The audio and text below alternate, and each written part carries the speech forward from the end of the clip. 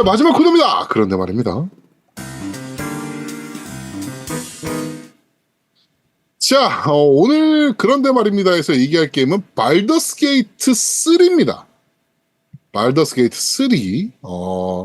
저희가 아무리 게임을 해도 이게 도대체 왜 싶은 부분들이 많은 게임이라 저희가 오늘 특별 게스트 우리 토니 스타크 모셨습니다. 어서 오십시오. 네, 반갑습니다. 저는 폭주 인자입니다. 네. 야, 토니 스타크라고 연구해. 아니, 본인 숨기려고 토니 스타크 지금 마스크 쓴 것인 거 아닌가요? 아, 아닙니다. 숨기려고 한 건 아니고요. 네. 뭐 머리 감고 뭐 이렇게 또 준비를 해야 되니까 귀찮아서. 그래서 그냥 모자를 쓰는 게 아니라 헬멧을 써버립니까? 네, 이게 또 방송에 그 유튜브에 전국에 나가는 거잖아요. 네, 그렇죠. 전국이 아니고 전 세계에 나갑니다. 네? 네, 쌩얼을 내보낼 수는 없어서. 네. 저희는 다 쌩얼인데요. 그러게. 그렇습니다. 자, 오늘 알려주신 저희가 분들이니까. 네, 폭주닌자님을 모셔두고 발더스 게이트 3를 지금 폭주닌자님 발더스 게이트 3 엔딩까지 보셨나요? 이게 엔딩의 개념이 어떤 네. 엔딩을 말씀하시는지를 몰라서 이게 엔딩이 이게 제작사에서 얘기한 건 한 17,000개 정도 된다고 얘기를 해요. 네.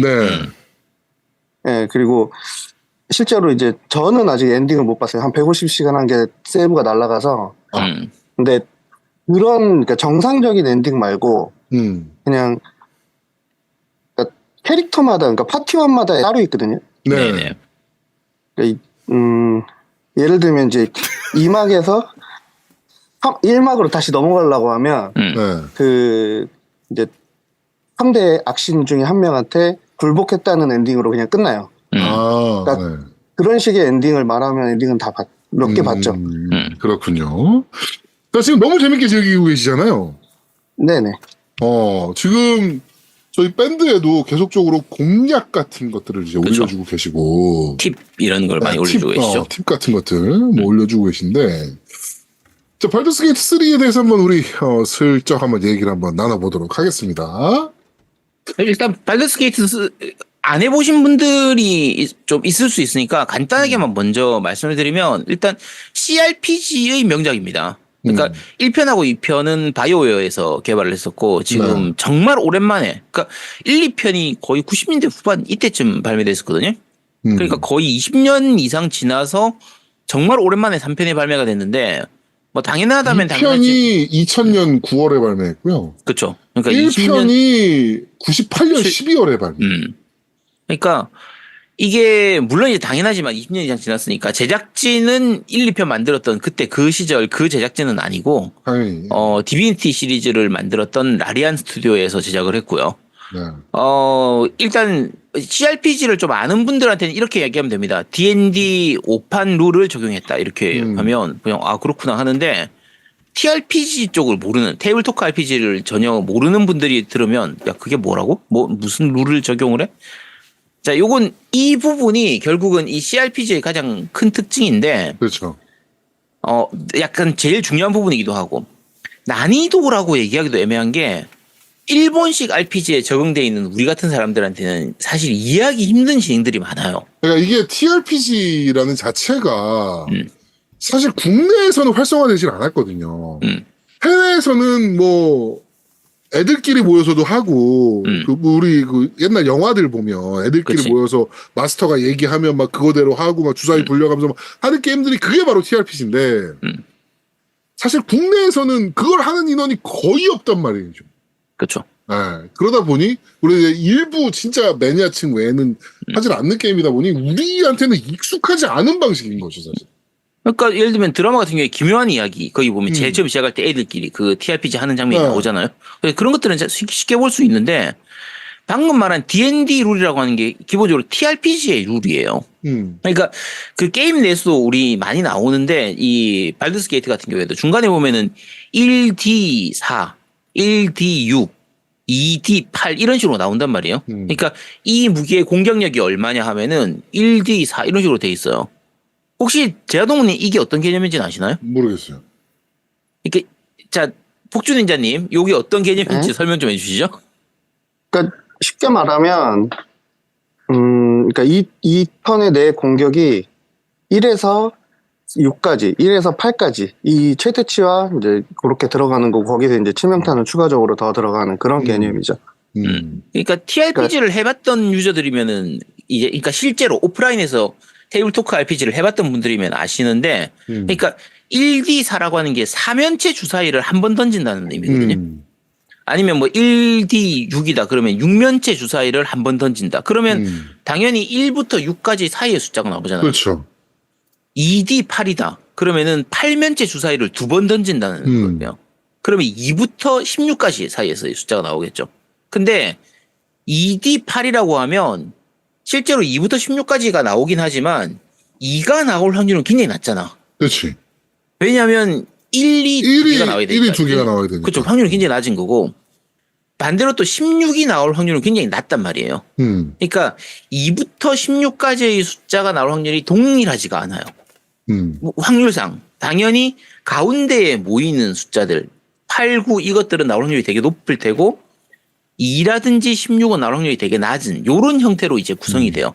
만약에 1D4라고 하면 1이 나올 확률하고 6이 나올 확률하고 3이 나올 확률, 4이 나올 확률은 똑같죠. 당연하죠. 자, 그런데 2D8이나 뭐 이런 경우에는 서로 다른 이런 부분 때문에 약간 실제로 해봤던 사람들이나 아니면 이 개념을 아는 사람들이면 내가 공격을 할 때 대략 어느 정도의 숫자가 나올 확률이 있겠구나 이런 걸 좀 쉽게 알 수가 있는데, 안 해봤던 분들한테는 이게 안 익숙한 부분이고요. 마법 체계 같은 경우도 마찬가지예요. 일본식 RPG는 뭐 파이어볼, 바이가, 아이스스톰, 라이트닝 볼트 이게 그냥 전부인데, 그럼 불물, 번개 계열이면 이게 끝인데 상태 이상도 독, 수면, 석화 이 정도가 그냥 끝이잖아요. 근데 TRPG 룰, D&D 룰 기준으로 하면 별의별 이상한 마법들이 다 있어요. 뭐 예를 들면 동물하고 대화를 하는 마법.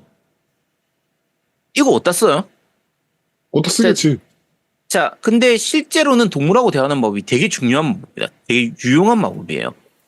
안개 걸음 이런 거. 자, 안 해보신 분들이나 아니면 이걸 안 써보고 또 창의성이 떨어지는 분들한테는 이게 되게 그걸 어디다 써 싶은 부분인데, 사실 그런 약간 이상한 마법들, 도대체 이걸 어디다 쓰는 마법이지 싶은 부분들이 잘만 쓰면 굉장히 좋은 마법이 되거든요.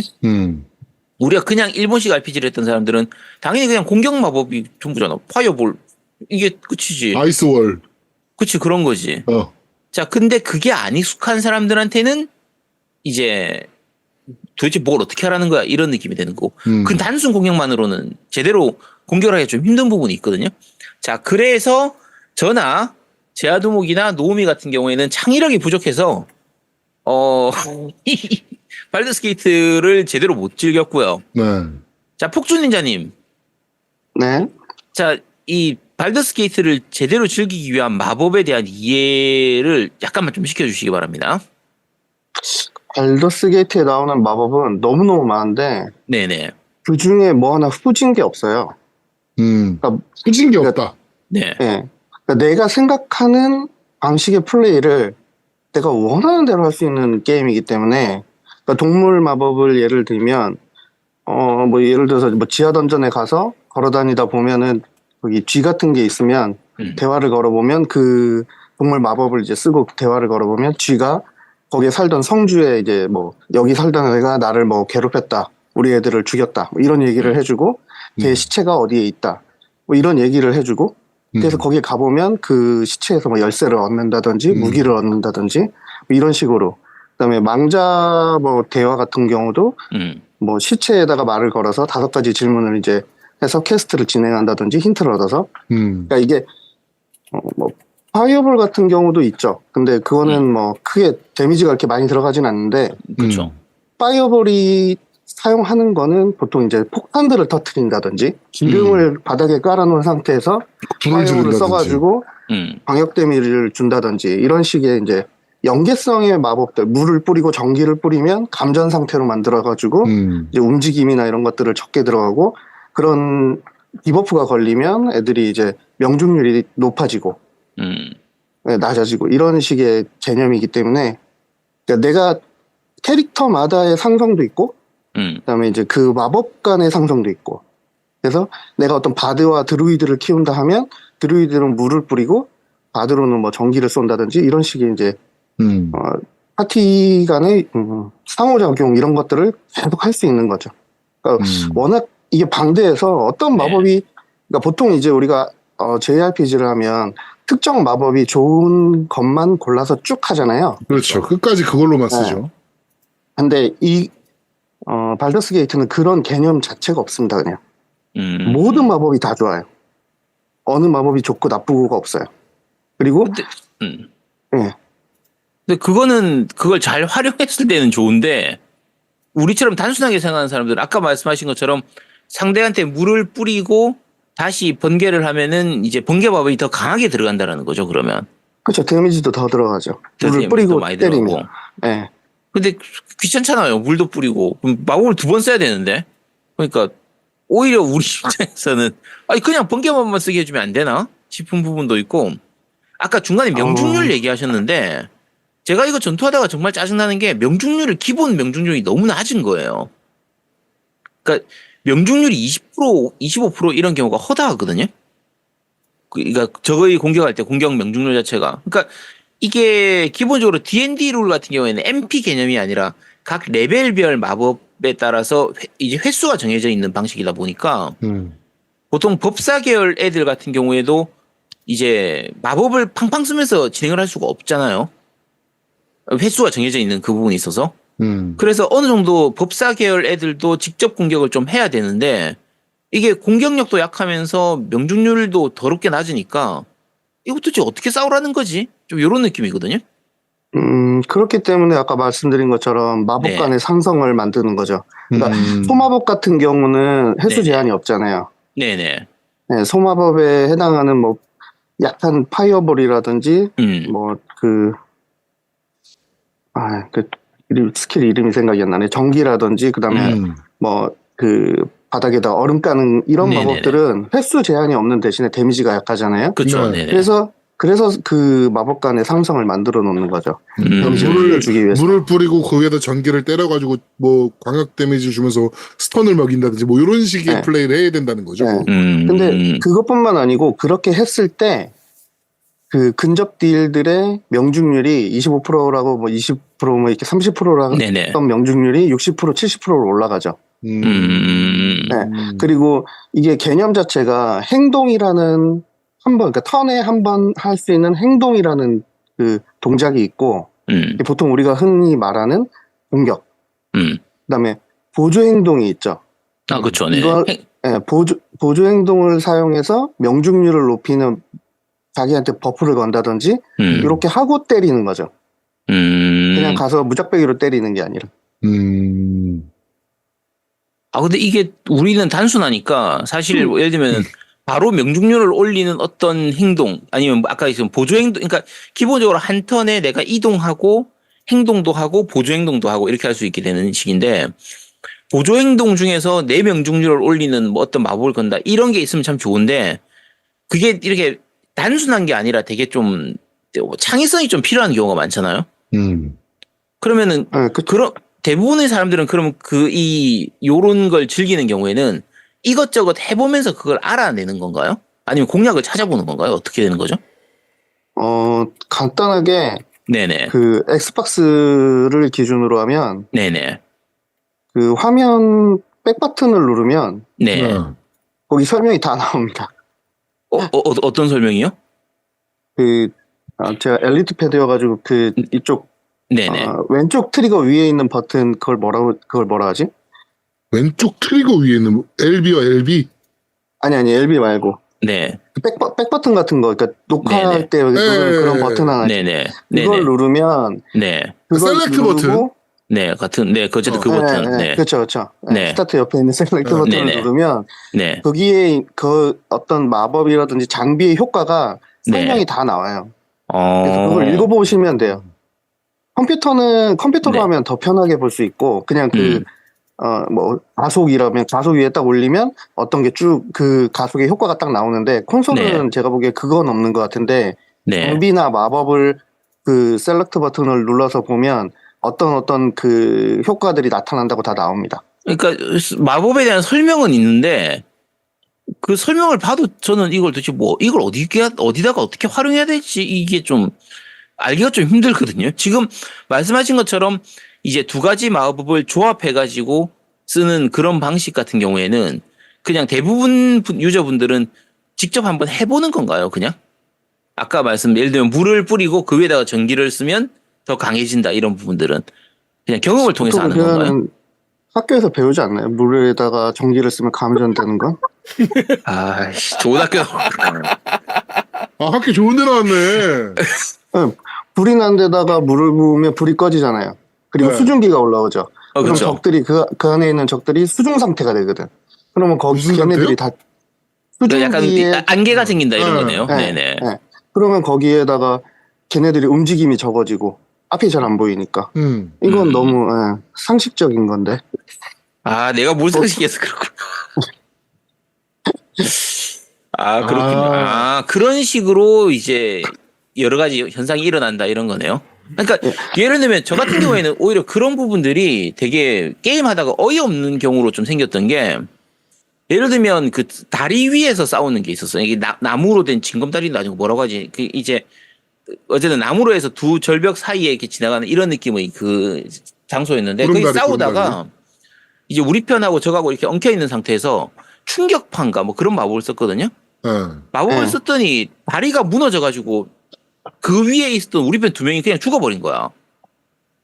높은 데서 떨어지면 죽는다는 건 다 알잖아요. 모든 사람들이. 아니 근데 그 위에서 충격파를 쓰면은 다리가 없어질지는 생각도 못했지. 진짜. 그러니까 어이가 순간적으로 현타가 보통 보면 이제 반대로 우리가 그렇게 할 수 있죠. 어디 제가 저기서 저 밀어서 떨어질 것 같은데라고 하면 낙뎀이 되게 큰 게임이기 때문에 네네. 그걸 노려서 그쪽으로 유인해서 충격파로 저희가 보통은 NPC한테 안 당하고 유저들이 보통은 NPC를 공격하죠. 그렇게 다리를 무너뜨리거나 사다리를 날려서 네. 못 올라오게 만들고 때리거나. 아 그런 식으로 지형을 이용하는 게 재미 요소라는 거네요. 그렇죠. 이 게임의 스토리적인 부분보다 이 게임의 가장 큰 재미는 내가 원하는 대로 어떤 전투를 하던 그 전투들이 그러니까 특정 게임들을 그러니까 보면 내가 하고 싶은 대로 할 수가 없잖아요, 기본적으로. 그리고 약한 공격을 하면 무조건 약한 공격이 들어가잖아요. 근데 발더스 게이트는 그렇지 않은 게 이 모든 전투의 메커니즘이기 때문에 내가 상상한 대로, 내가 생각한 대로, 얘네들을 이쪽 골목으로 몰아서 여기서 얼린 다음에 나는 안 맞고 이제 때리는 방식. 그 다음 위에서 뭘 던져서 박살내가지고 기름통 같은 거 던져서 기름칠하고 불 지르고 이런 지형지물을 이용하는 게 그냥 아주 기본 중에 기본이죠. D&D 게임은. 근데 그런 지형지물을 이용을 하지 않으면은 난이도가 굉장히 올라가게 되는 거고요. 초반에는 올라가죠. 초반이 어렵죠. 그러면 그렇게 안 했을 때는 한 6렙까지는 스킬이 없기 때문에 내가 그 정도 데미지를 뽑아줄 스킬이 없기 때문에 조금 어려운 편에 속하고 보통 이제 유저들이 처음 접했을 때 거기 6렙까지가 보통 이제 커트라인이 되죠. 그러니까 저 같은 경우에 네 맞아요. 그러니까 저 같은 경우에 난이도를 제일 낮은 난이도로 진행을 했는데도 중반에 그 게임 오버를 엄청 많이 당했거든요. 도대체 이걸 어떻게 지금 말씀하신 딱 그대로예요. 너무 어렵잖아. 이게 난이도가 왜 이렇게 높아? 이런 느낌이었는데 그게 결국은 그 지형지물을 활용하는 전투를 제대로 안 해서 좀 그랬던 거네요. 그렇죠. 이게 일단 기본적으로 고저차에 대한 데미지부터가 기본적으로 설정되어 있기 때문에 적들은 위에 있고 내가 밑에 있으면 명중률은 떨어지고 맞으면 아프고 나는 때려도 제가 데미지가 적게 들어가고 바로 그런 현상이 발생하죠. 그래서 이제 내가 가진 스킬 그리고 우리가 보통 이제 어떤 전쟁을 할 때 전투를 할 때 먼저 서칭을 하잖아요. 그렇죠. 실제에서는 드론을 띄운다든지 어떤 그런 서칭을 해가지고 이제 여기서 이렇게 우리가 작전을 짜서 포위해서 잡자 뭐 이런 식으로 가잖아요. 발더스 게이트도 똑같습니다. 그런 식의 개념이. 최대한 얍삽하게 최대한 적을 괴롭히는 방식의 전투를 선택해야 되고 아제트가 굉장히 잘할 수 있는 게임인데 그러면 아니야. 나는 개인적으로 이거 하면서 제일 답답했던 게 왜 자동 전투가 없지?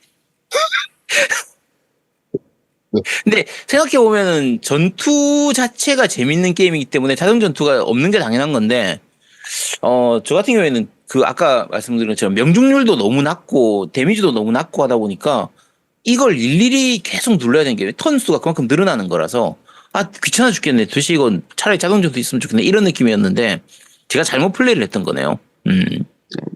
그러니까 아까 말씀드린 것처럼 1D 6이나 이런 게 떴을 때 네. 그럼 1은 무조건 실패해요. 1은 그 기본적으로 세팅 자체가 저쪽이 1이라고 하더라도 내 주사위가 1이 뜨면 무조건 꽝이고 네. 6면체면 20이 이제 만땅이잖아요. 네. 그러면 20이 뜨면 무조건 100% 치명타가 들어가는 방식이거든요. 네. 그래서 스킬에 보면 친구라든지 돕기라든지 이런 스킬들을 넣으면 그 확률을 주사위를 굴렸을 때 그 확률이 들어가죠. 그래서 보통 이제 무기나 장비에 보면 유리보정, 분리보정 이런 말이 있는데 유리보정이라는 거는 기본적으로 내가 아주 간단하게 내가 이길 수 있는 확률이 높아지는 거고 분리보정은 내가 디버프가 걸리는 거를 이제 그런 개념이거든요. 그러니까 네네. 유리보정 내 캐릭터나 어떤 스킬을 띄울 때 유리보정을 많이 띄우면 띄울수록 주사위를 굴렸을 때 20이 나올 확률이 높아지는 거죠. 네, 그럼 치명타가 터지니까. 치명타가 터지면 거의 보스들도 치명타 2번이면 거의 한 딸피기 때문에 거의 빈사 상태가 되기 때문에.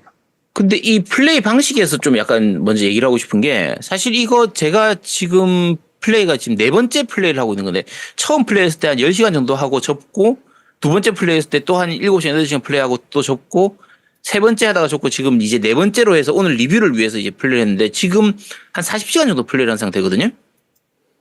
근데 노우미님도 똑같이 겪었을 텐데 초반에 플레이하다가 그 주사위 잘못 뜨면은 사망해버린다는 게임 오버가 돼버리거든요. 그러니까 어떤 이벤트가 있을 때 만약에 예를 들면 5 이상이 나와야 되는 이벤트인데 그걸 실패를 했다. 그러면 아예 게임 오버 이렇게 사망 처리가 되는 그런 이벤트들이 있잖아요. 중간중간에. 그렇죠. 네. 근데 그런 부분들을 피하려고 하다 보니까 처음에는 몰랐는데 이제 F5 그러니까 PC 기준으로 F5 누르면은 퀵세이브, F8 누르면은 퀵로드라서 전투할 때도 그렇고 중간중간에 선택지나 주사위를 굴릴 때마다 결국은 나중에 되면 주사위 굴리기 전에 항상 퀵세이브를 누르고 실패하면은 퀵로드 이걸 누르는 걸 지금 제가 그렇게 하면서 지금 진행을 하고 있거든요. 근데 이걸 하다 보니까 어떻게 보면 결국은 실패하는 걸 피하기 위해서 퀵세이브, 퀵로드에서 이 세이브 노가다를 하는 건데 당연히 그렇게 하면 재미가 없어요, 사실. 이걸 왜 하고 있지 하는 그런 것도 있기도 하고. 지금 폭주전자님 생각에서는 이 퀵세이브, 퀵로드가 필요한 것 같은가요? 아니면은 그렇게 안 하는 게 더 좋다라고 보시는 거예요? 어떠세요, 이거는? 이 명예난이도는 퀵세이브, 퀵로드가 없어요. 전멸이면 그냥 게임이 오버예요. 네네. 네. 그래서 결국 이제 이 게임의 가장 큰 무기는 내 경험과 지식입니다. 그걸 하라고 그렇게 만들어 놓은 거예요. 네네. 그래서 저도 4번째 플레이를 하고 있거든요. 처음에 한 네네. 30시간 하다가 세이브가 날아갔어요. 네. 그리고 그 2번째 거 또 하다가 세이브가 또 날아갔고 그 다음 150시간 해가지고 엔딩 거의 다 갔는데 그것도 날아갔고 그래서 지금 4번째를 또 하고 있거든요. 네. 지금 그래서 저는 한 200시간 넘게 했더라고요. 네네. 계산해보니까 총 계산해보면 200시간 정도 넘게 했는데 훨씬 진행이 빨라지고 훨씬 새로운 걸 또 알게 됩니다. 네. 하면 할수록. 네. 그리고 훨씬 더 재밌어요. 그러면 세이브 날아가는 게 기본이네. 지금은 이제 패치가 돼가지고 이제 네. 더 이상은 안 날아갈 건데 네네. 그게 이제 일단 기본적으로 라리안 스튜디오가 퀵리즘에 대한 개념이 없었던 것 같고 처음에는 네네. 그걸 해결하려고 엑스박스에서 자기네들 엑스박스를 펌웨어를 업그레이드를 네네네. 했는데 그쵸. 네. 그게 그 문제가 아니었던 거예요. 음. 라리안 스튜디오의 클라우드하고 엑스박스의 클라우드가 충돌이 나는 거였던 거예요. 그래서 제가 3번째 캐릭터 150시간 넘게 했던 캐릭터 세이브가 날아가고 그 라리안 스튜디오랑 이제 세이브 연동을 하니까 네네. 이전에 사라졌던 세이브가 살아났어요. 아. 네. 패치 이후에. 그러니까 지금은 이제 완전히 그게 다 이제 해결이 된 것 같아요. 지금은 요번 패치로 해가지고 다 이제 정리가 된 것 같은데 그 아예 연동을 아예 안 했었거든요. 일부러 그 세이브가 날아간다 해가지고 근데도 날아가가지고 업데이트할 때마다 세이브가 사라지더라고요. 짜증나. 지금은 이제 패치돼서 괜찮다는 거죠. 지금 말씀하신 건 액박판 기준으로 말씀하시는 거죠? 네, 액박판. 네네. 액박판 기준으로. 네, 액박판이 지금 세이브 날아가는 문제가 계속 되게 그쵸. 심각했거든. 네네. 그러면 아까 첫 질문으로 돌아가가지고 그러면 저처럼 퀵세이브 킹로드를 하는 방식의 플레이에 대해서 찬성하시는 쪽이에요? 반대하시는 쪽이에요? 그럼 반대하는 건가요? 처음엔 이 게임은 어차피 한 번 하고 치울 게임이 아니기 때문에 네네. 처음엔 그렇게 해서 지식과 경험을 쌓아서 나중에 난이도로 결국에 이제 명예 난이도 해가지고 황금 주사위를 얻는 게 얻어야 되는 게임이기 때문에 처음에는 그렇게 하는 게 나쁘지 않다고 생각합니다. 저는. 근데 이게 하다 보면은 예를 들면 18 이상이 떠야 되는 그러니까 20면체 주사위 기준으로 해서 18 이상이 떠야 되는 그런 경우에 진짜 계속 이게 로딩이 짧지도 않아요. 되게 로딩 타임이 오래 걸리다 보니까 그걸 이제 장비나 이런 데에 그 주사위 유리 보정 해주는 장비들이나 이런 것들이 쭉 있어서 나중 되면 뭐 30짜리가 나와도 그냥 주사위만 걸리면 다 이깁니다. 아직 그 세팅이 안 된 거예요. 아직 약해서 그런 거예요, 그러면? 네. 그리고 아직은 거기에 갈 때가 아닌데 거기에 가가지고 그 18 정도면은 아무리 못해도 7, 8렙 정도에 가야 쉽게 열리고 아니면 세이브 로드 해서 결국에는 운빨로 이제 크리 터지는 수밖에 없는 거죠. 나 질문이 있는데 그러면 저는 이거 시스템 하면서 제일 짜증났던 게 그 가방 그 공간인가? 그러니까 무게 관련된 거가 난 너무 짜증났거든요. 그러니까 쉽게 말해서 재료를 계속 파밍을 하는데 그러니까 지나가다 그냥 툭툭툭 주웠는데 너무 무겁다고 계속 막 메시지 뜨고 막 그래가지고 막 짜증이 나가지고 그러니까 이 시스템에 대해서는 어떻게 생각하십니까? 근데 그거는 크게 문제가 없는 게 바로 가방 열어가지고 그 야영지로 바로 야영지 가방으로 다 전송이 가능하잖아요. 바로바로.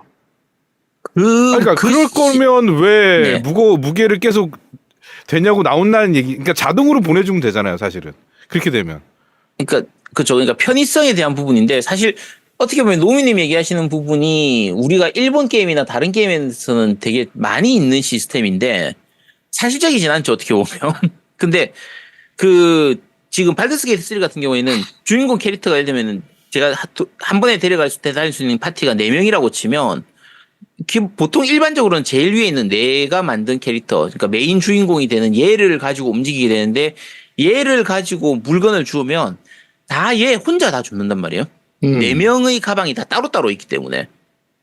그러면은 계속 그렇게 줍다 보면은 제일 위의 그 메인 캐릭터가 무게가 무거워져 가지고 여러 가지 행동에 제약이 걸리거나 움직임이 느려지는 이런 게 생기는데 그게 되게 귀찮거든요. 플레이하는 입장에서.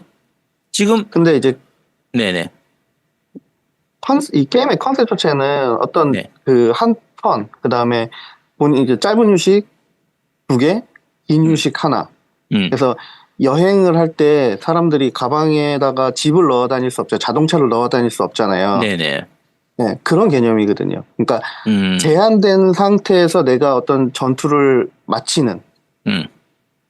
그러니까 예를 들면 어떤 던전에 들어가면 야영지로 갈 수가 없는 던전들, 지하 던전은 야영지로 이동이 안 되거든요. 네네. 그러니까 그렇게 제한된 안에서 그래서 마법과 행동이 모든 게 다 제한되어 있잖아요. 무한하지 않게끔 이것을 자기가 이제 조정하라는 의미겠죠. 그렇게 하는 거는. 그리고 물자나 이런 것들은 다 다르기 때문에 그러니까 사용하는 방식이 다 다르기 때문에 뭐 무한하게 그냥 포션이나 이런 걸 넣어 다닐 수 없게끔 만들어 놨어요. 기본적으로. 네. 네. 그래서 그 부분은 불편한 건 맞죠. 인벤칸이 그리고 근력이 낮은 캐릭터들로 세팅이 돼 있다면은 무게가 뭐 어차피 200도 못 들고 다니면은 솔직히 뭐 여러 가지 장비만 조금 넣어 다녀도 풀이 돼 버리기 때문에 또 근데 어차피 또 우리가 물건을 팔아가지고 돈도 이제 골드도 벌어야 되기 때문에. 그렇죠. 네. 예, 그게 이제 불편할 수 있는데 어차피 골드는 쓸 일이 아예 없거든요, 거의.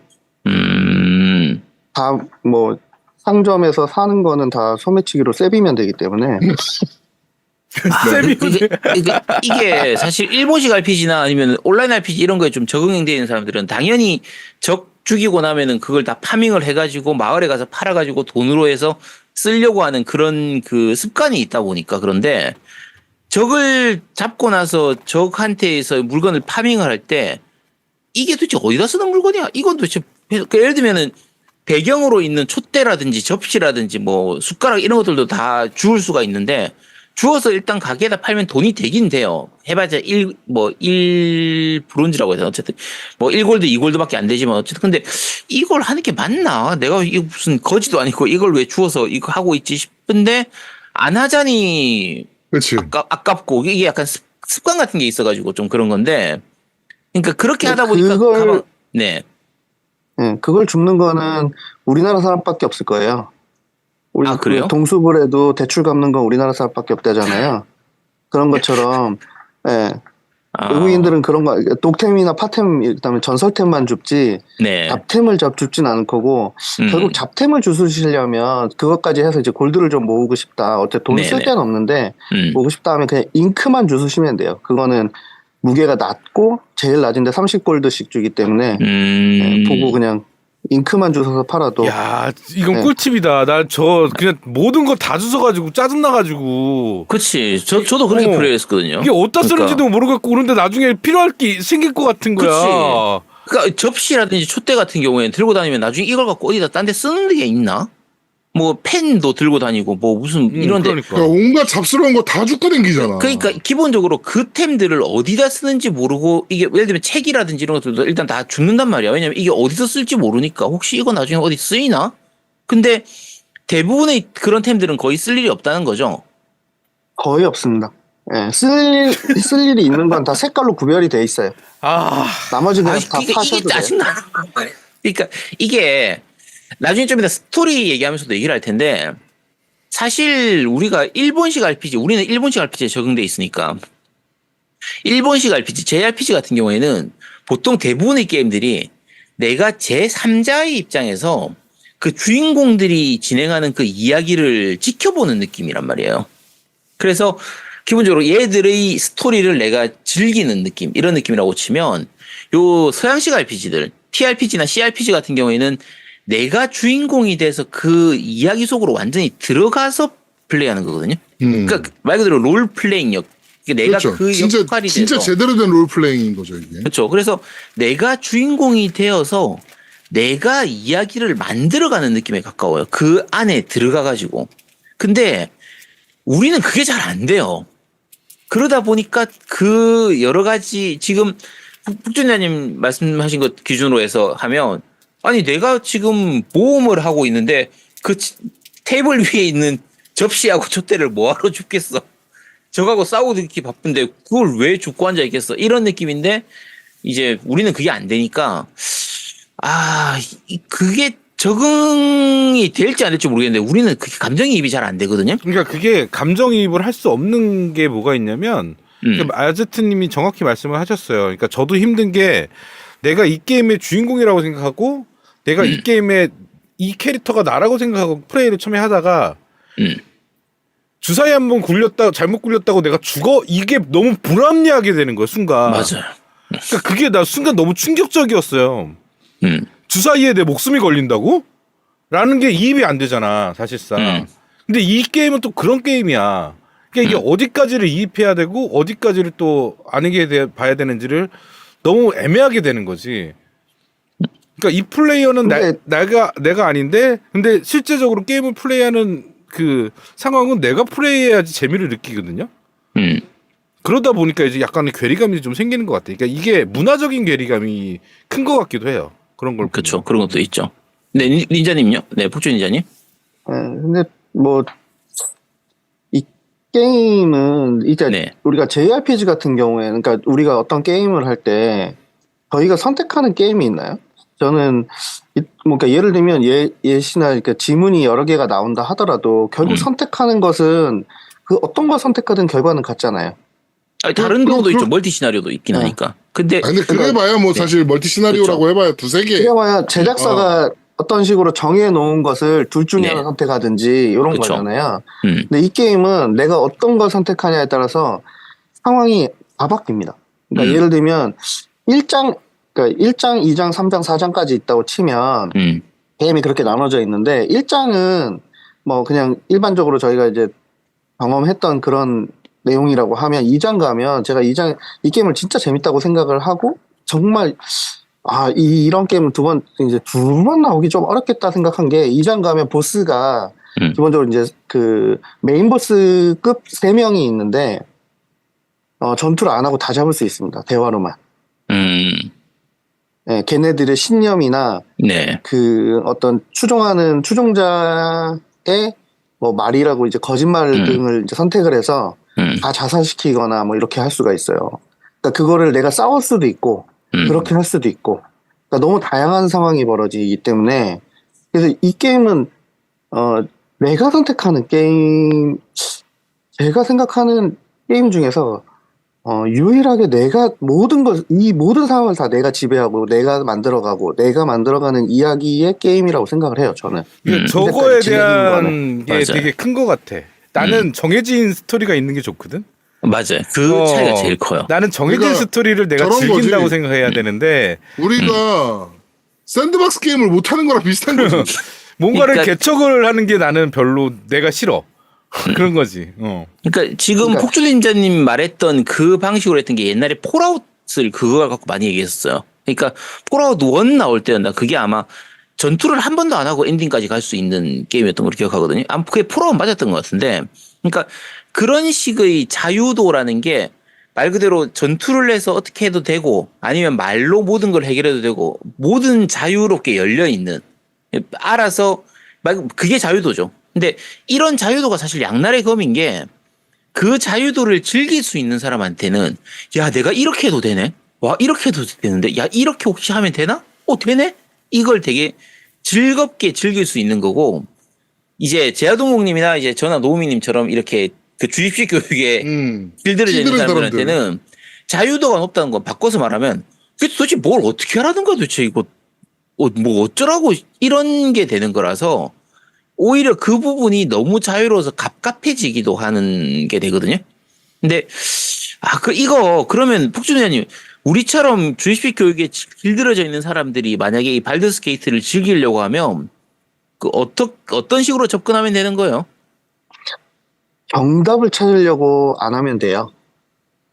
어렵다. 어떤 정답을 찾으려고 하니까 어렵잖아. 존내 어렵다. 씨. 근데 나는 개인적으로 아제트 얘기가 또 나는 다른 게 나는 엘더 스크롤을 정말 재밌게 했거든요. 네네. 근데 엘더 스크롤도 지금 얘기한 거랑 좀 비슷하긴 해 맥락이. 근데 약간 정해져 있긴 한데 그래도 내가 선택한 거에 약간의 중간중간에 바뀌는 요소들이 생기거든요. 엘더 스크롤도. 근데 문제는 뭐냐면 이 엘더 스크롤은 내가 직접 그 1인칭으로 게임을 조정하다 보니까 이 선택지를 했을 때 내가 굉장한 리스크를 안고 있다는 걸 내가 이미 알아. 그리고 이걸로 선택을 내가 잘못하면 이거 잘하면 내가 죽겠는데라는 걸 내가 미리 알아. 그래도 리스크를 안고 내가 이거 선택을 해볼 만해라고 느끼는 거랑 아까도 말했듯이 그 주사위라는 불합리함이 계속 생기다 보니까 이건 그게 아니잖아요. 주사위를 잘못 주사위로 인해서 내 목숨이 왔다 갔다 하는 게 이게 나는 좀 너무 큰 것 같은 느낌이 더 센 것 같아. 그러니까 이야기를 내가 만들어서 가는 건 좋은데 중간중간 그 너무 파워풀한 그런 관리자가 있다고 그래야 되나?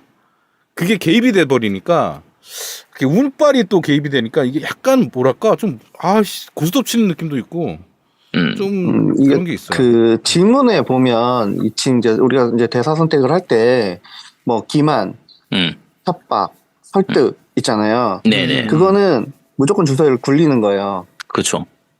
그게 없는 건 주사위를 안 굴려요. 그러니까 네. 일본식 RPG에서 지문을 고르는 거랑 같은 방식이 되는 거예요. 그러니까 원하시면 그걸 하시면 되는 거예요.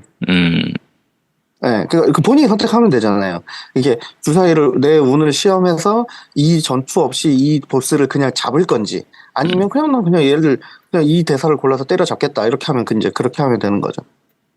근데 이게 사실 아까 자유도 부분을 얘기를 했는데 결국은 이 스토리 얘기를 좀 할게요. 그러니까 사실 스토리가 제 개인적으로는 이 발더스 게이트 스토리가 별로 재미가 없어요. 지금 아직 나는 어차피 진행하고 있는 도중이기 때문에 왜 재미가 없냐면 자유도가 너무 높다 보니까 예를 들면 우리가 파이널 판타지를 한다 아니면 뭐 테일즈 오브 어라이즈를 한다 이러면은 메인 스토리를 쭉 즐기면 되잖아요.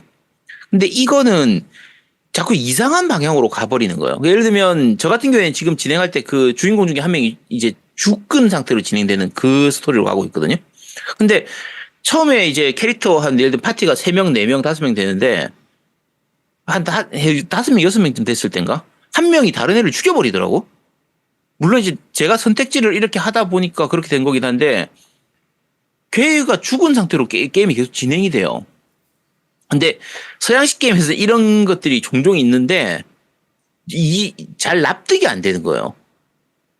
이런 상태로 이게 진행이 된다고? 그러면 그쪽 방면의 그러니까 그 캐릭터와 관련된 뒤에 연계된 이벤트라든지 이런 것들은 이벤트를 할 수가 없게 되잖아요. 그쪽 종족하고는 약간 적을 지게 되는 이런 식으로 진행이 되는 거니까. 그러면 하다 보면 이렇게 죽은 게 맞나? 이거 다시 해야 되나? 내 실패한 건가? 요런 느낌이 드니까 스토리에 잘 이렇게 몰입이 잘 안 되는 거예요.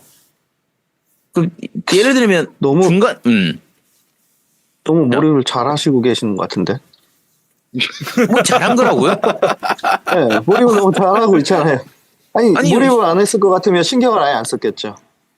아니 근데 몰입이 됐으니까 네. 그러니까 정답을 찾으려고 하니까 자꾸. 그건 맞는 것 같아. 네. 저 얘기가 맞는 것 같아. 정답을 자꾸 찾으려고 하니까 내 선택을 위해서 이렇게 뭐 누가 죽었든 캐릭터가 죽었는데 그게 이게 정답이 아니면 어떡하지라는 생각이 자꾸 가는 거지 머릿속에서. 그러니까 이미 틀린 배드 엔딩으로 가는 거 아닌가? 이런 느낌이 드는 거지. 이미 난 글러먹었어가 생각 계속 머릿속에 있는 거지. 이 게임을 계속 해야 되나? 굿엔딩과 배드 엔딩은 누가 정하는 게 아니잖아요. 그죠? 내가 그 발더스 게이트 그 포가튼 헬름을 지배한다고 해서 그게 굿엔딩은 아니잖아요. 근데 이게 뭐가 제일 크냐면 이렇게 진행되는 스토리가 전혀 저한테 안 와닿는 거예요. 지금 제가 40시간 정도 이번 플레이가 지금 40시간 정도 플레이째인데 지금 진행된 스토리가 뭐가 어떻게 돼가는지를 모르겠어요. 그러니까 저는 개인적으로 저 스토리 문제는 배경 지식이 너무 없어요.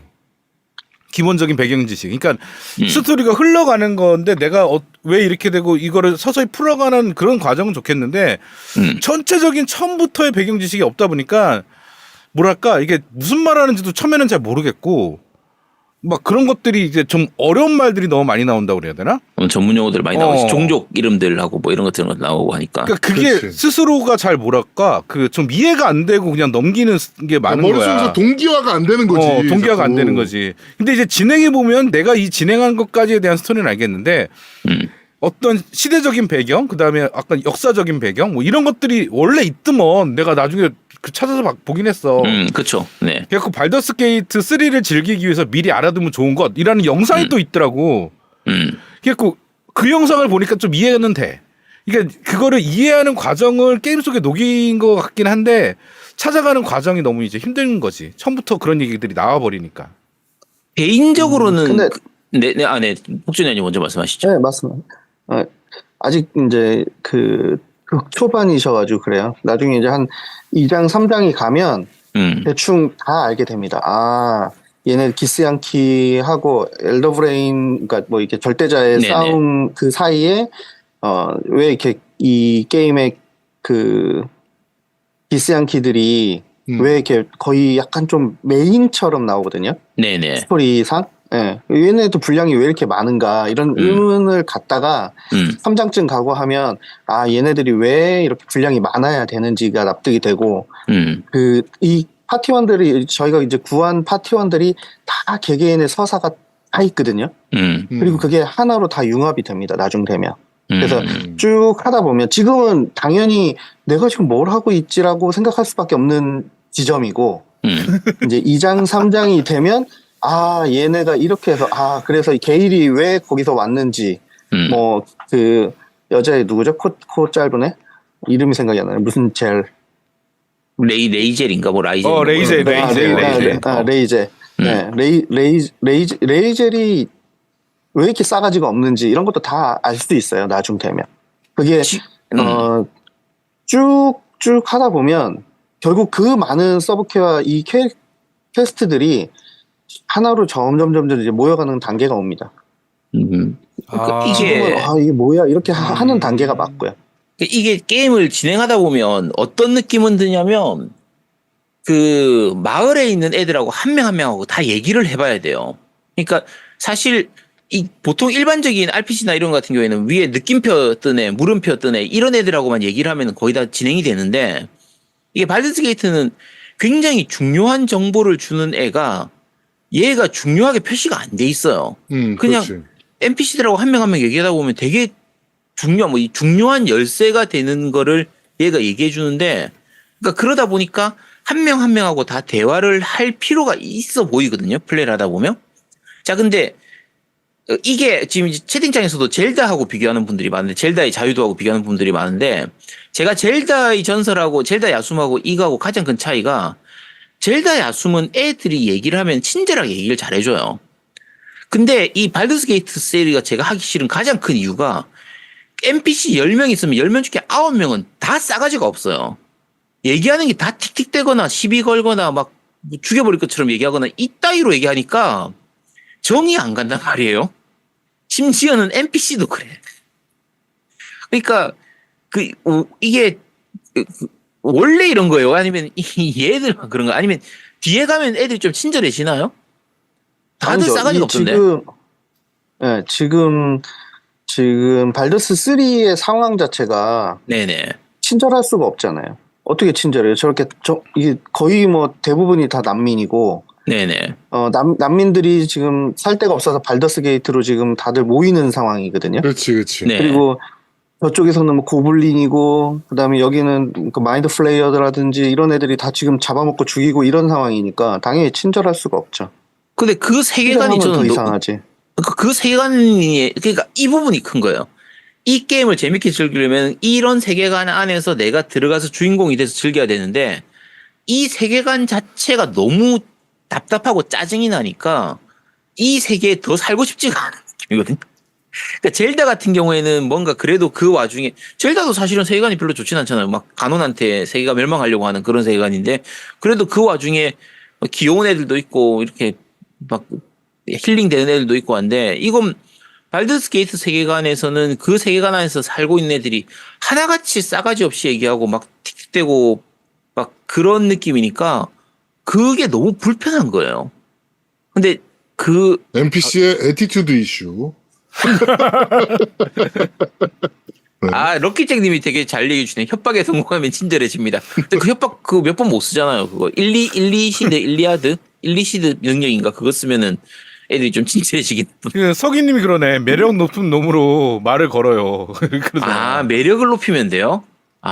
네, 매력, 설득, 협박. 이게 맨 이제 캐릭터 만들어가지고 고를 수 있는 스킬들이 거기 맨 밑에 있거든요. 그 점수가 높으면 높을수록 이제 대화할 때 모든 것이 성공하는 쪽으로 가죠. 근데 그럼 뒤에까지 가더라도 일단 애들이 친절해지진 않는 거군요. 매력을 네, 높여야지. 그쵸. 매력을. 티모님 말씀도 이게 사실 이것도 좀 이해가 돼요. 그러니까 NPC랑 얘기하다 보면 이게 뭔 소리야? 뭐 이런 것들이 좀 많으니까. 근데 그거는 조금 이 게임에 저는 이 게임의 가장 큰 단점이라고 생각하는 건데 더빙이 안 된 거예요. 감정을 전달을 못하니까 그래서 이게 시네마틱을 보면 네네. 진짜 이 정도로 시네마틱을 갈아 넣은 게임은 없어요. 이 게임 모든 게임, 그러니까 이 대사가 다 시네마틱으로 이루어져 있고 다 더빙이 되어 있잖아요. 풀 더빙이잖아요. 그러니까 외국 애들은 진짜 좋을 거예요. 이 게임 할 때. 그러니까 너무너무 재밌을 거고. 근데 우리는 지문만 보잖아요. 얘가 뭐라고 하든 그 뉘앙스가 우리는 똑같은 단어로 의문문도 되고 대답도 되고 다 다르잖아요. 그 감정이 없잖아요, 여기. 네, 그래서 더 그렇게 저는 이 게임의 유일한 단점이라고 하면 풀더빙이 안 된 거, 우리나라 말로. 그러니까 영어 더빙으로는 한계가 있다 이렇게 보시는 거군요. 네. 아무래도 의미 전달이 잘안 감정적인 거 느낌은 확실히 다르긴 하니까. 얘네들 그 파티원끼리 사랑을 할 때도 싸우는 것 같은 좀 약간 좀 되게 좀 그렇게 대사 톤이 좀 그래요. 그쵸. 그게 웃기는 거예요. 나한테 진짜 엄청 시비 걸고 막 이렇게 이상하게 하는 애가 갑자기 밤 되니까 막 이렇게 그런 걸 하고 이러는데 네. 원래 그거 하면 이제 다 풀리잖아요. 근데 그러고 나서도 말은 또 싸가지 없게 하더라. 네. 그 다음날 또 싸우잖아요. 원래 연애할 때 다 그렇잖아요. 이것들이 좀 말 좀 곱게 하면 좀 어디가 덧나나. 도대체 왜 이것들을 하나같이 다 말을 싸가지 없게 하는지.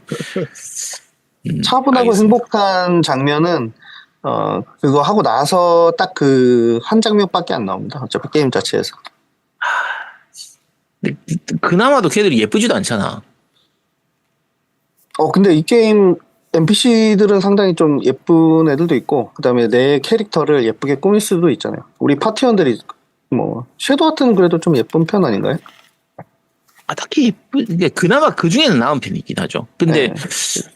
혹시 포춘자님 모드 액박으로 하셨죠? 저는 액박으로만 해서.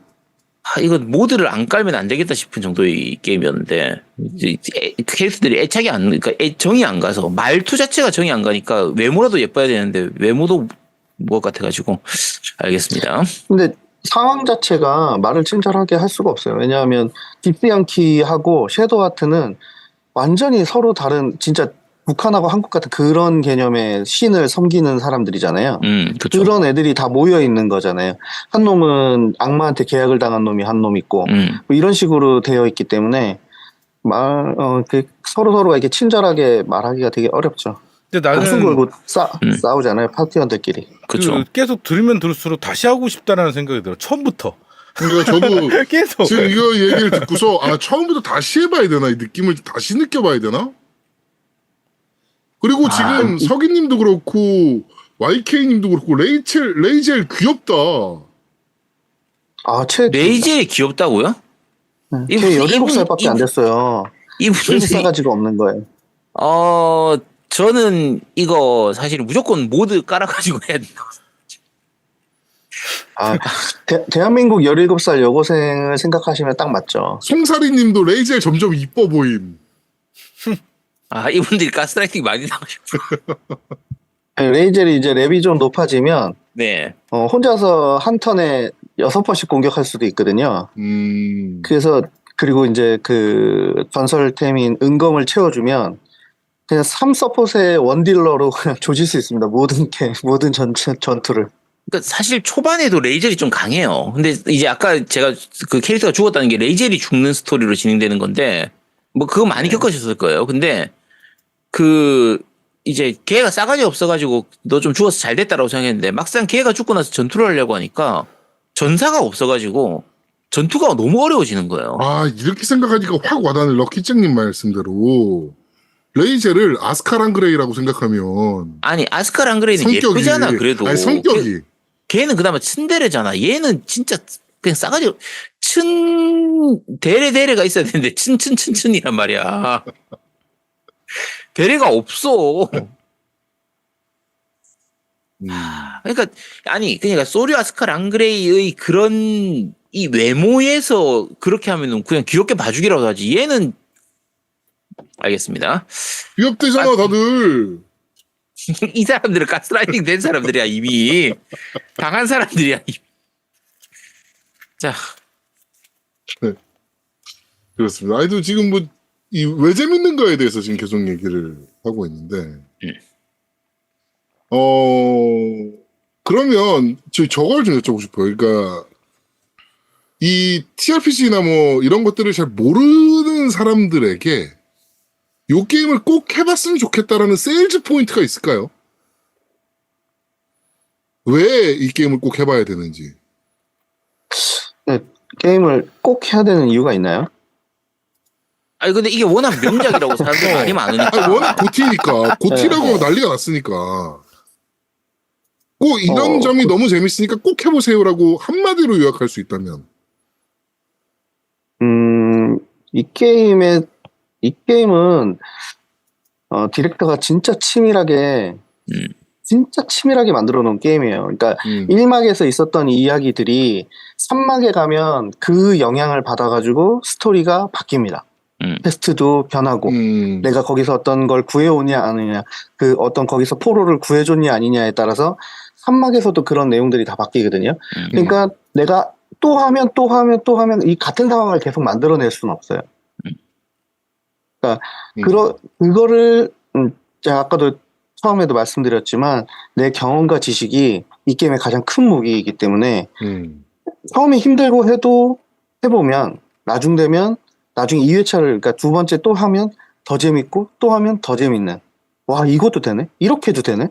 이런 걸 계속 느낄 수 있는 그러니까 저는 게임이 좋은 게임과 나쁜 게임을 나눌 때 기본적으로 좋은 게임은 저한테 새로운 경험을 해주게 하는 거거든요. 네, 그렇죠. 제가 이제 제가 사석에서도 이야기했었지만 제가 스파이더맨 진짜 팬이에요. 스파이더맨 너무너무 좋아한단 말이에요. 근데 어메이징 스파이더맨 2를 하지 않은 건 아니에요. 한 18시간 정도 했더라고요, 보니까. 근데 너무나 또 이 게임 실망했던 게 뭐냐면 제가 화면을 안 보고 전투가 가능하더라고요. 이게 버튼 누르는 타이밍이 리듬이 있어요. 스파이더맨은. 그래서 딴딴딴 회피, 딴딴딴 반격 이게 되는데 제가 TV 화면을 안 보고도 그 전투가 가능했어요. 그래서 제가 그걸 접었거든요. 너무 좀 단순하다. 저한테 틀에 박힌 새로운 네, 기존작에 비해서 전혀 저한테 새로운 어떤 경험을 해주지 못했어요.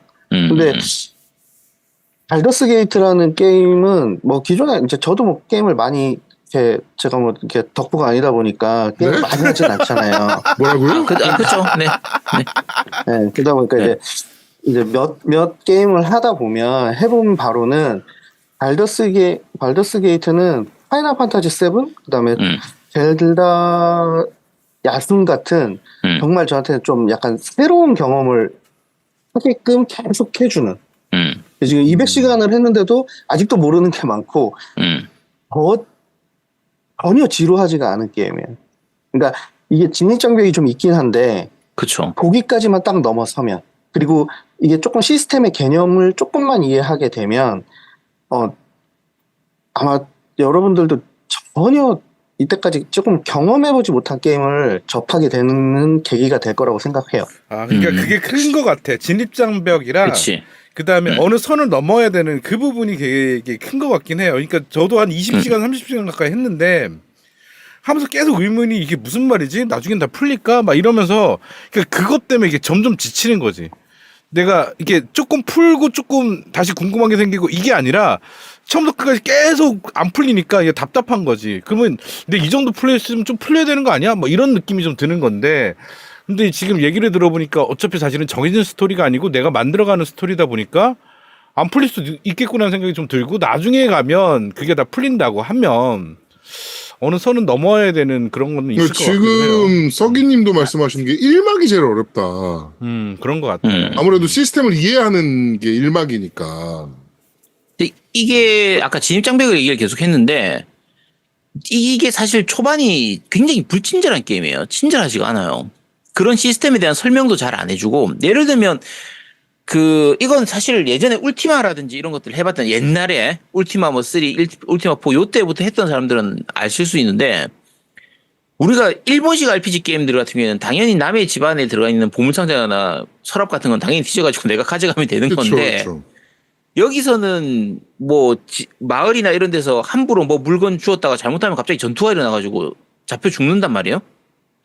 서양 RPG는 또 항상 또 그렇잖아, 사실은. 그런 경우가 많이 있죠. 근데 이게 사실 알 수 있는 것 중에 하나. 근데 조사를 해야 되는 것도 있고, 그러니까 내가 조사만 하려고 클릭을 했는데 내가 주운 걸로 해가지고 갑자기 도둑놈 취급당하면서 전투 일어나고 이런 경우가 있는데 그게 나중에, 그러니까 이거 사실 플레이 시작하고 난 거의 한 20-30시간 지나고 다 알게 됐습니다. 마우스를 딱 갖다 댔을 때 빨간색으로 되어 있는 거는 건드리면 안 되는 거란 말이에요. 그건 당연한 거지. 네. 그거에 대한 설명을 안 해준단 말이야. 아니, 근데 그건 당연한 거잖아. 아니.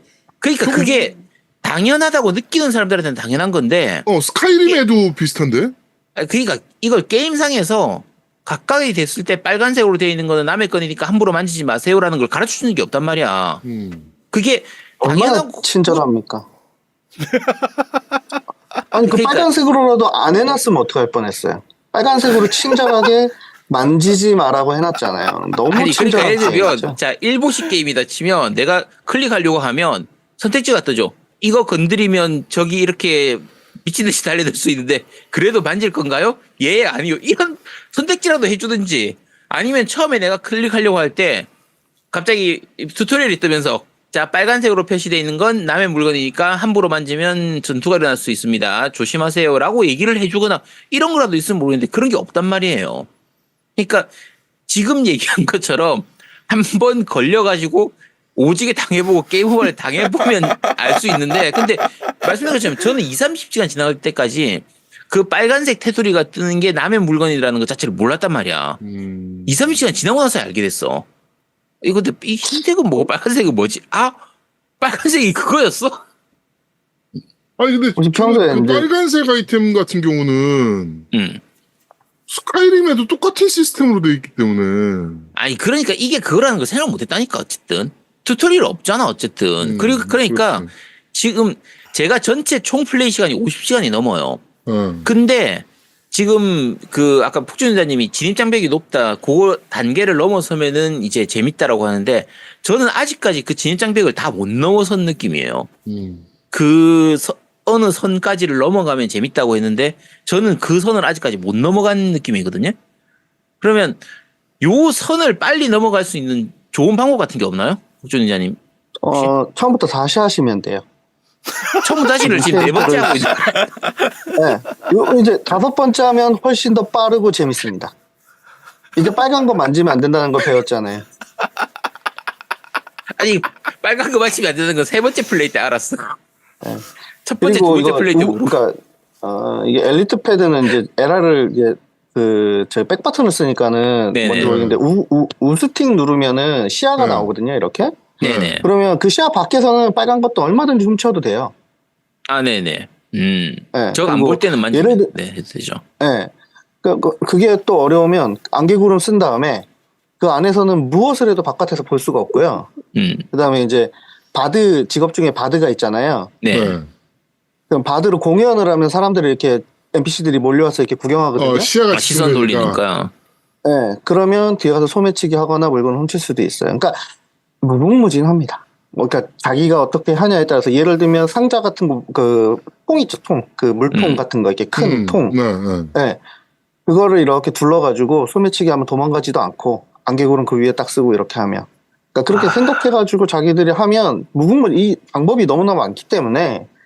그러니까 이게 지금 폭준현이 말씀하시는 그 부분이 이제 포인트인데 정말 다양한 방법으로 할 수 있기 때문에 뭘 해도 되니까 정말 재밌다 이렇게 생각을 하시는 건데 예를 들면 제가 중간에 겪었던 그 이벤트 중에 하나가 그 폭탄 해가지고 바위 이제 부숴서 이제 그 깔려 있는 사람 구해내는 이 그 이벤트가 있었는데 문제가 제 개인적으로 플레이할 땐 폭탄을 얻을 수 있는 단서를 못 찾은 거예요. 실제로는 그 옆에 있는 애하고 얘기하면 이제 폭탄을 얻을 수 있는 단서가 하고 이벤트가 이렇게 진행이 되는데 저 이것 때문에 진짜 한 이틀 동안 헤맸거든요. 도대체 이 폭탄을 어디서 얻는 거야 이렇게 하면서 나중에 이제 루리앱에다가 물어봐. 네네. 그 노움들 그쵸. 그 도망간에 니어 버리고 하러 가는 그거 말하는 거. 그거 네. 그냥 내가 들고 있는 화약폭탄 제조해서 던져도 돼요. 그 사람들이 그 얘기를 했는데 제가 폭탄을 안 들고 제가 가지고 있었던 것 중에 폭탄이 없었어요. 그러니까 그 야영지 상자나 네네. 아니면 연금술로 만들 수도 있는데. 그걸 모르니까 당연히. 그러니까 암만 구하려고 해도 폭탄을 못 구하겠는 거야. 그래서 진짜 한 2-3일을 그것 때문에 헤맸거든요. 폭탄을 도대체 어디서 찾는 거야? 폭탄을 어떻게 구하지? 나중에 알고 보니까 며칠 자고 오면은 그 안에 내가 죽어가지고 이벤트가 또 진행이 된다더라고요. 네. 그리고 그 근데 이벤트를 안 하셔도 되고. 그러니까 그렇게 되는데 이 정답을 찾으려고 하는 게 습성이 돼 있는 사람들 입장에서 도대체 폭탄이 어디 있는 거야라고 헤매면서 돌아다니는 그 시간이 너무 이제 힘든 거예요. 지치는 거예요. 근데 어떻게 보면 이게 재밌게 즐기려고 하면은 뭐 폭탄 없어도 되지. 폭탄을 찾는 그 과정 자체가 좀 재밌어야 되는데 폭탄을 찾아야 되는데 못 찾으니까 그 시간이 저는 되게 괴로운 느낌이었거든요. 그러니까 이게 확실히 접근하는 그게 달라서 지금 폭주인자님이 아까 중간에 몇 번에 얘기했던 정답을 찾으려고 하지 말라고 하는데 자꾸 찾게 돼. 그리고 보통 게임을 하면 폭탄 같은 거는 상인이 팔지 않나요? 상인이 파는데. 상인이 없던데 상인한테 안 주던데. 주는 건 그리고- 아니지, 사야죠 가서. 그리고 특히 이 게임의 문제가 그러니까 상인이 누군지가 표시가 안 돼 있어요. 맵상에서. 지도에 딱 맵에 뜨잖아요. 이렇게 돈 모양, 돈주머니 모양 이렇게 뜨잖아요. 그 상인 그래요? 네, 그래서 돈주머니 뭐 대화, 있다고? 네, 돈주머니 모양이 딱 뜨는데요. 그래서 맵상에서- 마을 가면 항상 그거부터, 네, 그 그래요? 미니맵에 떠요. 이렇게 근데 그 특약은 안 돈주머니 팔던데. 모양. 그리고 그 어, 상인이 너무 적어요. 상인 숫자가. 마을마다 맞아요. 있거나 중간중간에 있는 게 일장에서는- 아니고 네. 상인 숫자가 굉장히 적어서 왜냐하면 알겠습니다. 1장에서는 네. 마을이라고 해봐야 나오는 게 2개밖에 없을 거예요. 그러니까는 거의 없고 2장 가야 이제 조금 그래도 마을 같은 마을이 있고 3장 가면 이제 상인들이 되게 많죠. 초반에는 그래서 상인들이 좀 일장에- 되게 없는 거네요. 없어요. 많이 없어요. 그 상인이 폭약을 팔아요? 네, 팔죠. 제조할 수 있는 재료도 팔고 만들 수 있는 재료도 팔고. 그걸 개조할 수 있다는 건 어떻게 알지? 그게 써 이거- 있어요. 그러면 이거 궁금한 부분인데 사실 제가 발더스 게이트 1을 했던 시절에는 공략을 보고 그냥 따라서 그냥 쭉 했었거든요. 그러면 근데 이게 발더스 게이트 3 같은 경우에는 사람들이 많이 얘기하는 게 이건 공략 안 보고 그냥 진행하는 게 좋다라고 얘기를 하는데 저 같은 경우에는 지금 공략 안 보고 그냥 저 혼자 플레이를 하니까 너무 헤매는 시간이 많아서 오히려 재미가 없는 느낌이에요. 그러면은 다른 사람의 공략을 보고 그냥 쭉 따라서 하는 것도 한 가지 방법인 것 같아요. 아니면은 그냥 네, 저는 그것도 하나 방법이 왜냐하면 네, 공략이 한 가지가 아니기 때문에 네네, 그래서 다른 사람들이 한 거를 참고해서 하는 것도 나쁘진 않다고 생각해요. 왜냐하면 퀘스트나 이런 게 너무 추상적이잖아요. 그냥 맞아요. 맵에다가 띡띡 점 하나 찍어놓고 찾아 이렇게 돼 있잖아요. 맞아요. 맞아요. 그러니까 그 네. 찾는 방법도 너무 여러 가지고 그다음에 아제트님이 어떤 NPC를 죽이고 거기로 왔다고 하면 그 공략을 네. 본다고 해서 깰 수가 없습니다. 왜냐하면 그 NPC는 없기 때문에. 그래서 참고해서 유추해서 하는 것도 나쁘진 않다고 생각해요. 그러니까 제가 초반 퀘스트에서 제일 골치 아팠던 퀘스트 중에 하나가 그 드워프 마을인가 같은 거, 그 드워프 이제 뭐라고 해야 되지? 그 아지트라고 해야 되나? 거기서 이제 드워프 맞나? 어쨌든 3마리 죽여야 되는 거 있잖아요. 우두머리 3마리 죽이라고 하는 거. 아, 고블린. 네, 고블린 삼대장. 네, 고블린 3대장 죽이라고 네. 하는 건데 그거 죽이는 이벤트를 하는데 한 15시간 걸렸거든요. 왜냐면 처음 가서 그냥 죽이려고 하니까 적이 너무 세가지고 내가 죽일 수가 없는 거야. 게다가 그렇죠. 네, 게다가 걔들이 있는 위치나 이런 것들이 이렇게 잘 친절하게 잘 돼 있는 것도 아니고 대략의 위치만 가르쳐주고 여기서 알아서 찾아 이런 식으로 되어 있다 보니까 어떻게 얘들을 죽여야 될지를 몰라가지고 진짜 한참 헤맸거든요. 그거 공략 보면 좀 빨리 깰 수 있나요, 그걸? 공략 안 봐도 빨리 깰 수는 있고요. 네네. 나도 왜 헤맸지?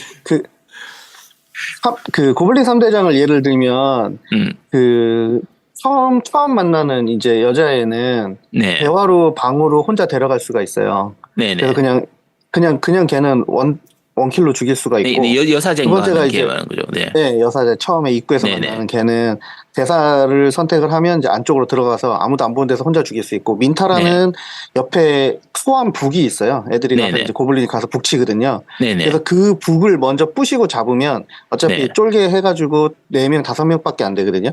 근데 네. 마지막 이제 거기가 이제 대부분 다 사람들이 이제 벽에 부딪히는 게 그 애가 버프 빡 쓰면서 적들이 엄청 많잖아요. 네네. 그거 저 같은 경우는 패치 전에 네. 높은데 어두운데 올라가서 활로 쫄을 다 그냥 죽였어요. 그때는 그게 가능했거든요. 지금은 패치돼가지고 그게 안 돼요. 네. 네, 그래서 저는 그 도적으로 은신해가지고 옆에 보면 폭탄이 엄청 많아요. 꼭 폭탄으로 죽이라고 하는 것처럼 네. 폭탄이 한 6개, 7개 있습니다. 그 투명한 상태에서 그 폭탄을 이렇게 보스 주변에다 깐 다음에 화이어볼 한 방 빵 떠지면 그냥 다 죽어요.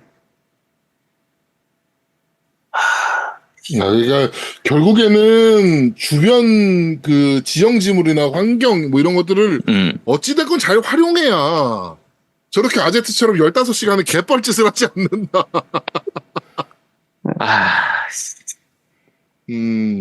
그리고 저 같은 경우 그렇게 뭐 나중에는 이제 그렇게 깼고 이제 한 두 번째 세 번째에는 이제 무기 떨어뜨리기, 그러니까 보스들 보면 무기 들고 있는 무기가 세거든요. 그래서 네. 무기 떨어뜨리기 하면 데미지가 10분의 1로 줄어버려요. 그래서 명령 중에 이제 무기 떨어뜨리거나 그 레이젤에 이제 무기 떨어뜨리기 때리는 그 스킬이 있거든요. 네. 이제 그런 걸로 딱 보스를 딱 보고 무기가 들고 있다 그러면 무기 떨어뜨리기를 쓰는 게 기본적인 거죠. 그러면 이제 데미지가 안 들어오니까. 저 레이젤이 죽어버려가지고. 그 클레릭 섀도우 하트도 명령으로 무기 떨어뜨리기 할 수 있어요. 아, 그래요? 그러니까 그런 스킬, 나중에는 스킬 칸이 너무 많아져가지고. 네. 그러니까 하루 종일 이제 뭐 할 때마다 스킬 칸 세팅하는 것도 시간이 걸려요. 이게 근데 사실은 너무 많으니까 오히려 이 스킬을 어디다 쓰는 거지 싶은 그런 게 너무 많아서. 그러니까 스킬이 굉장히 많아서 정말 다양하게 자유롭게 할 수 있다라는 게 장점도 되는 반면에 우리 같은 경우에는 도대체 이 스킬은 어디다 쓰는 거야? 이걸 도대체 이건 뭐야 이건? 이런 느낌의 부분들이 많아서 알겠습니다. 이거 힘드네. 다시 해보고 싶긴 한데. 어쨌든 처음부터 다시 재도전? 나 이제 일단 지금 하던 거 그대로 쭉 한번 가보고 싶긴 해요. 일단 이것 좀 끝내고 다시 하고 싶은데. 너무 불편하고. 그리고 아까 말씀드린 것처럼 이 세계관 자체가 전 너무 싫어요. 그 말하는 애들, 그 NPC도 그렇고, 이 애티튜드가 동료들도 그렇고, 그 말하는 싸가지가 얘기하는 게 너무 짜증이 나는 거야. 근데 대화 한번 걸 때마다. 아까 어떤 분이 말씀하셨는데, 채팅창에, 캐릭터도 싫고, 이야기도 싫고, 세계관도 싫으면 굳이 안 해도 될 것 같아요. 라고. 아니 세상에 자기한테 맞는 게임이 얼마나 많은데 굳이 안 맞는 걸 일부러 할 필요는 없을 것 같다. 직장인들 시간이 얼마나 소중한데. 저도 일단 리뷰 때문에 이거 억지로 진행을 하긴 했는데요. 앞으로 더 할지는 잘 모르겠습니다. 근데 너무 힘든 게임이었어. 참고로 지금 제 뒤에 있는 이게 모드 깐 거거든요. 모드 깔면은 캐릭터들이 좀 예뻐져요. 근데 제가 모드 까는 거 시도하다가 모드 까는 게 또 어렵더라고. 복잡해. 그래서 잘 깔린 모드 좀 이렇게 쉽게 모드 까는 거 이런 거 프로그램 나오면 그러면은 모드 깔아가지고 다시 한번 플레이해 보도록 하겠습니다. 알겠습니다. 자 이렇게 발더스 게이트 3 뭐 이게 더 얘기하자면 진짜 한도 끝도 없이 얘기할 수 있을 것 같아서 오늘 여기서 아직 시작도 안 했는데. 그러면은 일단 폭준 기자님 더 얘기하고 싶은 거 있으면 말씀 좀 해주시죠. 아닙니다. 네. 농담한 거예요. 네. 얘기하도록 하세요. 저희는 이제 갈 테니까. 지금 제가 뉴스를 하나 클릭했는데 2023년 스팀 매출 탑 10 1위가 압도적으로 발더스 게이트. 그러니까 이게 아까 말씀하신 것처럼 시간도 없고 나한테 맞는 게임이 맞는데 굳이 왜 발더스 게이트를 우리가 계속 언급을 하냐면 저렇게 된 이유를 알고 싶은 거예요. 제일 많이 판매가 됐고 그다음에 고티까지 받은 게임인데 우리가 재미를 못 느낀다는 게 좀 이상한 거잖아. 그러니까 이게 저 게임을 좀 이해하고 싶은 거야. 그래서 정말 재미를 한번 우리도 느껴보고 싶은 거지. 그만큼의 좋은 작품이니까 라는 생각이 있는 거죠. 이게 2위랑 수치가 더블 정도 차이 납니다. 이게 사실 저희가 3명이서 진행하기 때문에 보통 웬만한 게임들 같은 경우에는 적어도 한 3명 명은 중에 한 재밌어.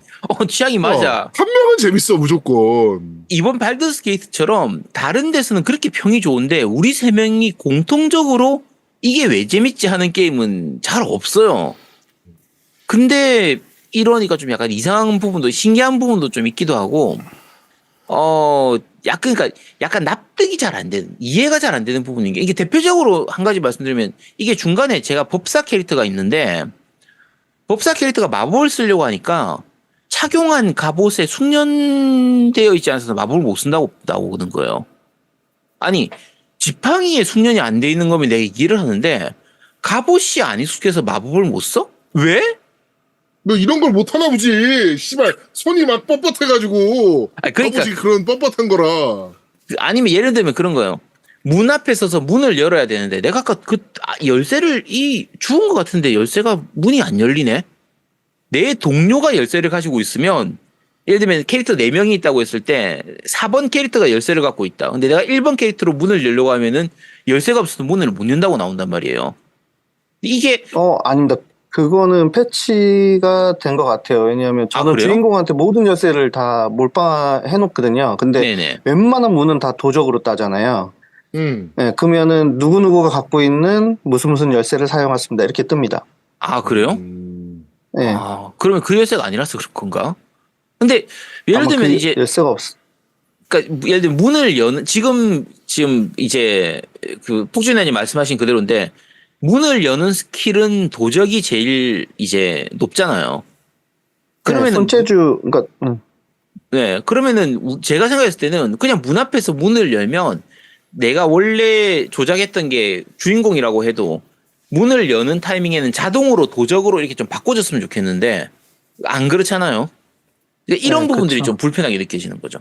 좀 이런 거는 UI를 좀 편하게 해주면 되지 않나 싶은데 이제 왜 손재주 좋은 도적을 놔두고 이제 손재주 안 좋은 메인 캐릭터 그러니까 주인공이 이 문을 열려고 하는 거지? 요런 느낌. 일일이 그걸 바꿔줘야 되는 게 조금 번거롭고 귀찮은 느낌?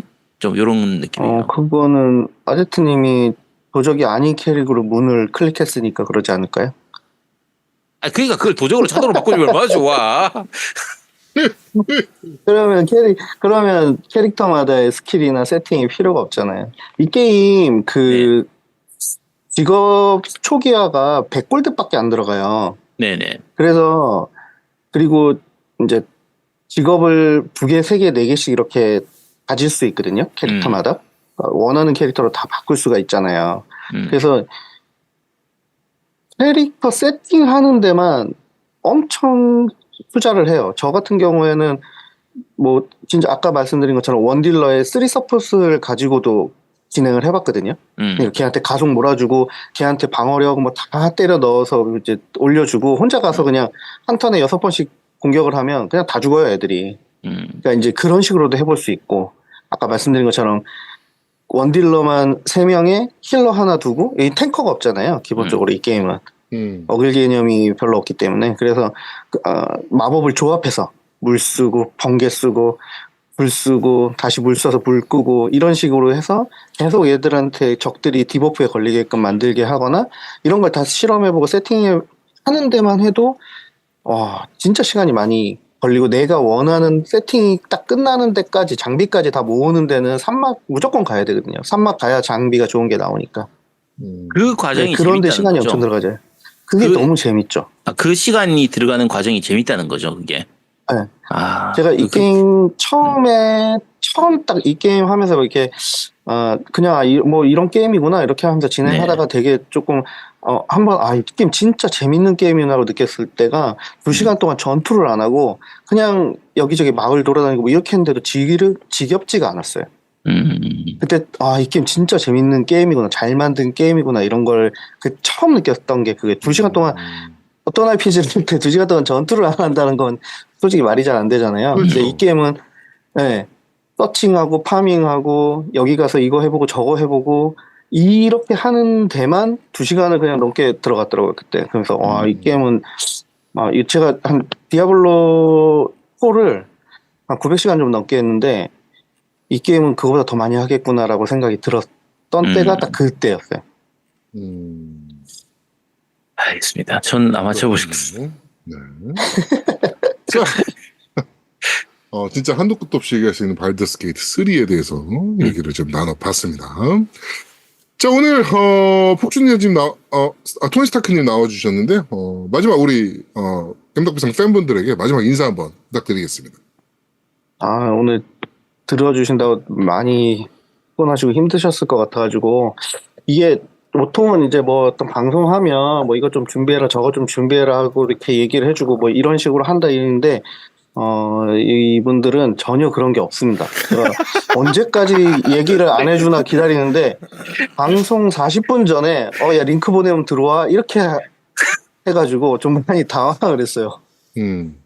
제가 아는 게 별로 없기 때문에 그래서 들어주신 분들 너무 감사하고 또 날씨가 많이 추우니까 또 감기들 다들 조심하시고 지금 우리나라가 거의 발더스 게이트 세상과 비슷하지 않습니까? 상황이? 아, 왜요? 우리 윤석열 대통령님께서 얼마나 잘 다스리고 계신데. 네, 그 너무 잘해가지고 지금. 그래서 다들 말이 친절하지 않을 거예요, 요즘에 사람들이. 맞아요. 네, 잘 버티시고 24년도에는 꼭 대선이 꼭 있었으면 좋겠습니다. 알겠습니다. 자, 이나이님께서 발더스만큼 불친절한 방송이구나. 네, 알겠습니다. 자, 이번 주 그런데 말인데 발더스 게이트 3는 여기까지 진행하도록 하겠습니다.